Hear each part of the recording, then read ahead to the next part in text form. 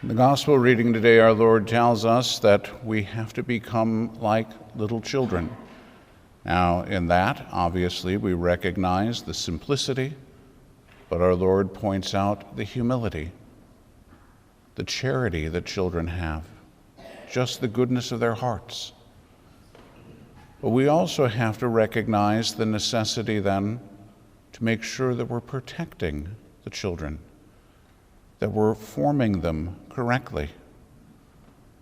If we look at what's going on in modern education, it is all agenda-laden trash.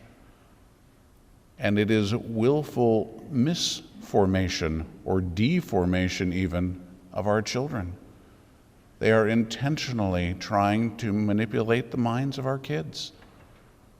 And tragically, to some degree, they are being successful.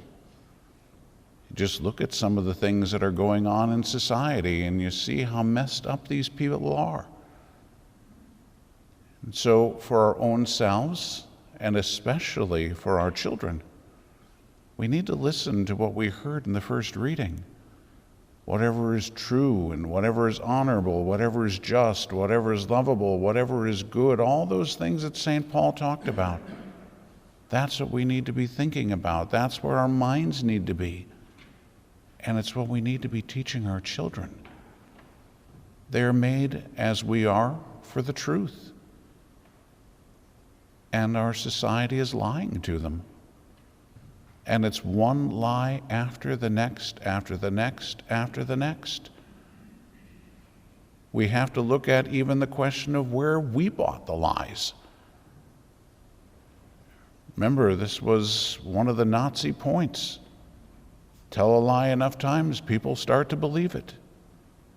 Well, communism has arrived, and they're telling lies, and more lies, and more lies, and more lies. And don't think that this just started. If you want to look all this garbage up, you can go back and look up the Frankfurt School. There were some professors that emigrated from Germany because of some of the problems that were there. And they got jobs at places like Harvard and Yale. This was in the 1930s. And they made very clear what their intention was. They said, we're going to have a revolution without firing a shot, because it's going to be an intellectual revolution. We're going to mess with the minds of the people.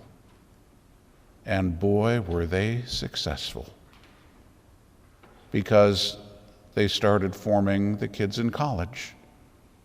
And those kids eventually would become teachers. And those teachers would pass on the unfortunate garbage that they learned in college. And that's exactly what we have going on now. It's not necessarily that these teachers are trying to be malicious. So they don't know any different. They have been so misformed themselves that they think that they're actually teaching something that's good and right. And it's a bunch of trash. But I say that again to be able to say, what about the rest of us? If this started back in the 1930s, it has affected most everyone here in one way or another. And even if we manage to get through school with decent teachers, if you have had the misfortune of turning on that stupid TV set or the radio, you've been hearing garbage after garbage after garbage coming at you for years. So even if you got out of school okay, there's a bunch of misinformation. And we need to be able to sift through this stuff. Be able to ask ourselves and ultimately ask the Lord, because He is the truth. What is the truth? Not in the same way that Pilate asked that question of Jesus. Truth. What's truth? We live in a society where there is no truth. Everyone can have their own opinion, and amazingly, everyone's opinion is equal. Right. More trash. We're made for the truth, not for opinions, and certainly not for lies. And an absolute horrible disservice is being done to our young people because they are being filled with lies. So we need to make sure that we are teaching our kids the truth. But that means that we have to live it ourselves, that we have to embrace it, that that's what we're going to pass along. Because remember, of course, it's not just what we're going to teach them in a formal sense of that, but it is also what we're going to teach them by our example, by our own actions, by our words, and so on. And so we have to ask, do I really want the truth? Do I want to be formed in the truth? Because the truth is a person, and that person is Jesus Christ. So do I really want to be formed more perfectly into the image and likeness of Jesus Christ? And is that really what I want for my children, my grandchildren, and any others that come across my path? It's what the world needs. It's what we're made for.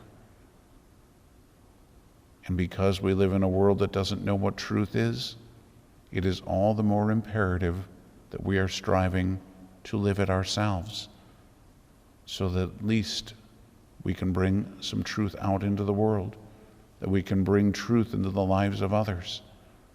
But especially if you have the formation of children, it is absolutely imperative that you teach them the truth across the board in everything. So like I said, not just in the formal lessons, but also in the way that you live, so that they can see that example and they can be formed according to that truth.